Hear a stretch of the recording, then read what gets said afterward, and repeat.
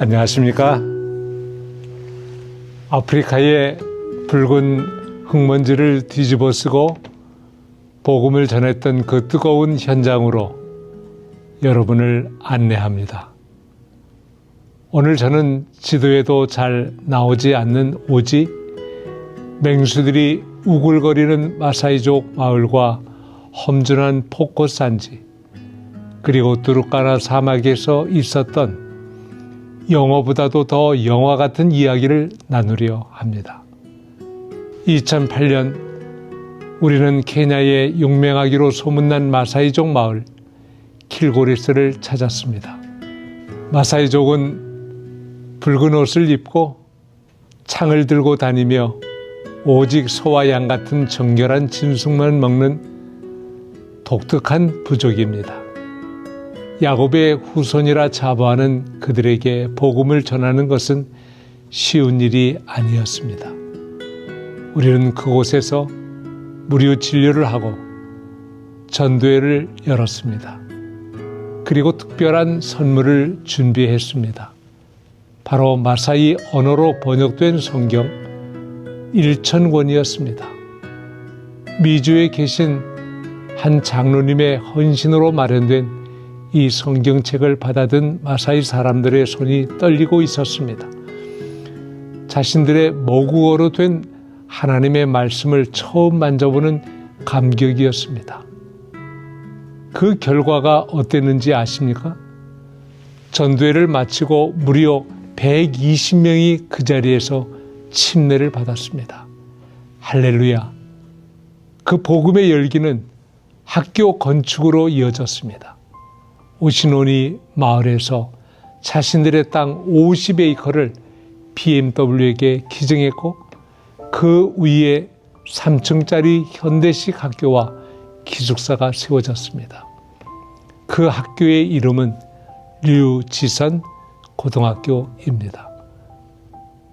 지금 400여 명의 마사이 청소년들이 창과 방패 대신 펜과 성경을 들고 미래를 꿈꾸고 있습니다.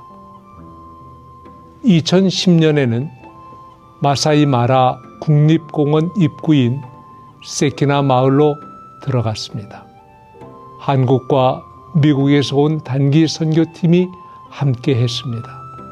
그런데 선교사들이 머물 집이 없었습니다. 우리는 할 수 없이 동물들이 다니는 길 옆 가축 우리 옆 바닥에 텐트를 치고 지내야 했습니다.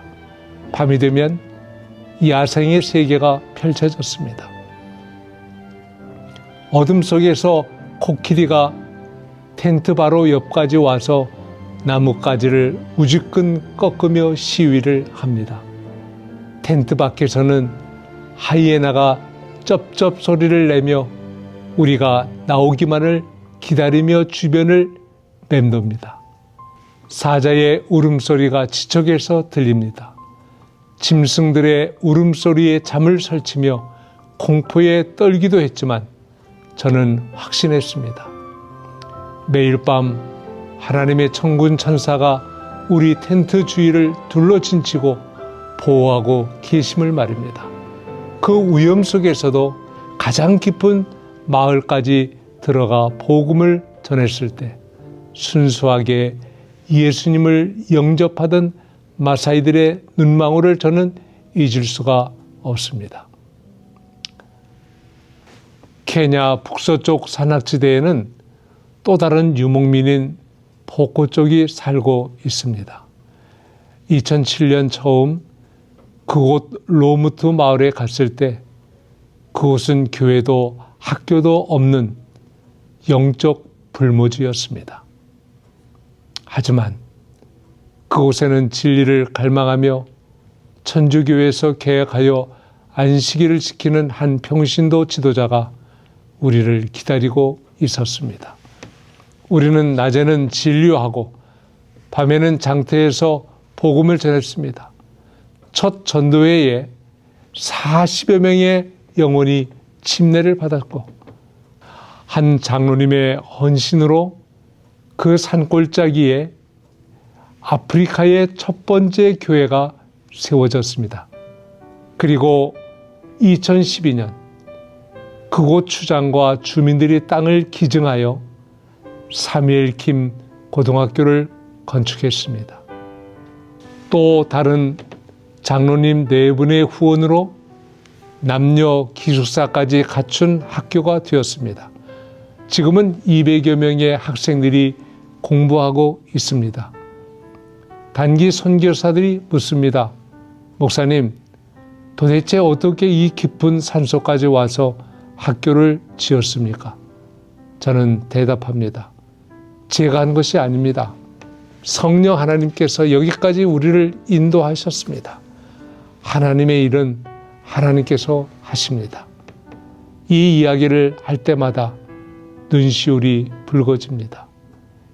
2008년 드루카나의 로도아로 가는 길은 죽음의 길이었습니다.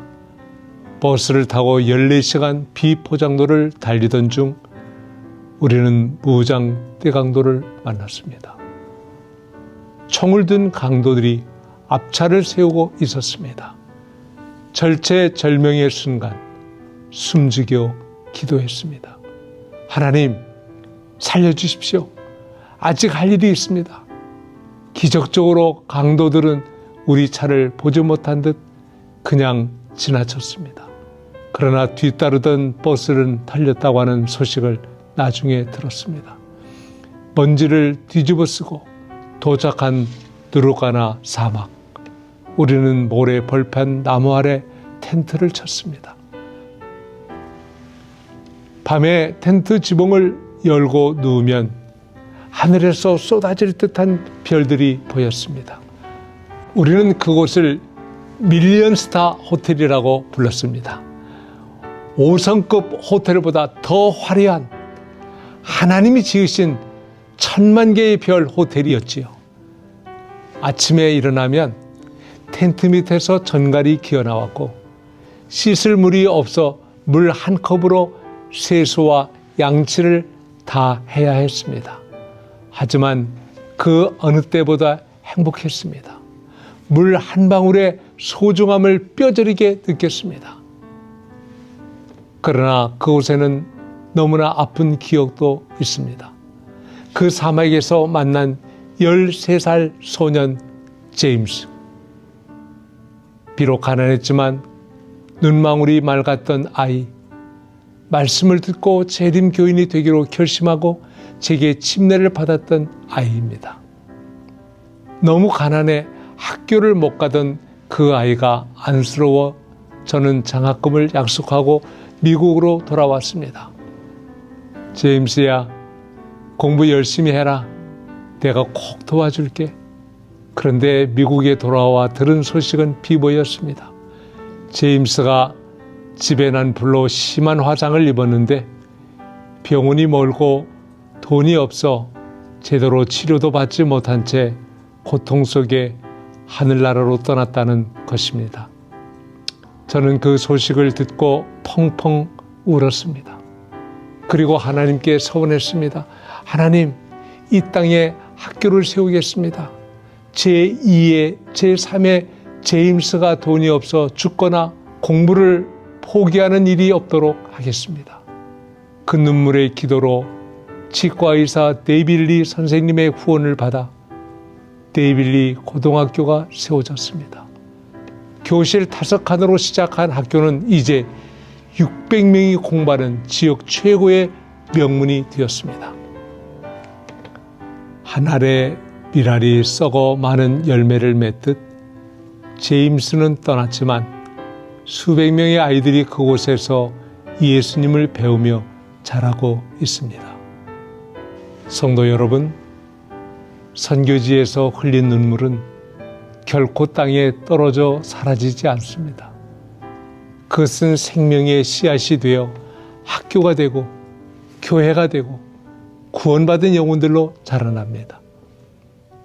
이제 내일 마지막 시간에는 제노사이드의 아픔을 딛고 일어선 루안다, 그리고 죽음의 문턱에서 다시 돌아온 저의 고백, 마지막으로 우리 대한민국과 아프리카를 향한 하나님의 거대한 섭리에 대해 나누겠습니다.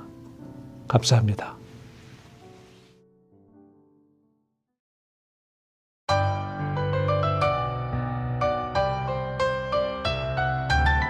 Rejoice, rejoice, rejoice, rejoice, 눈물 짓던 그 어두운 날은 지나고 나의 기쁨 다시 돌아왔네. 사랑하는 내 아들 돌아왔도다. 나의 맘에 기쁨이 넘치네. 기뻐하라 내 아들 돌아왔도다. 기뻐하라 잔치를 베풀라. 기뻐하라 내 아들 돌아왔도다. 기뻐하라 모두 기뻐하라. 그 무엇도 내 기쁨 표현 못하리. 나의 노래 하늘을 울리네. 사랑하는 내 아들 돌아왔도다. 나의 품에 아들을 안고 기쁜 눈물을 흘리네. 귀한 예복을 가져와 내 아들에게 입히라. 귀한 반지를 가져와 그 손에 끼우라. 새 신을 가져와 그의 발에 신기라. 모두 나와 춤을 추어라. 흥겨운 잔치 벌이자. 나의 영혼 기뻐 뛰노네.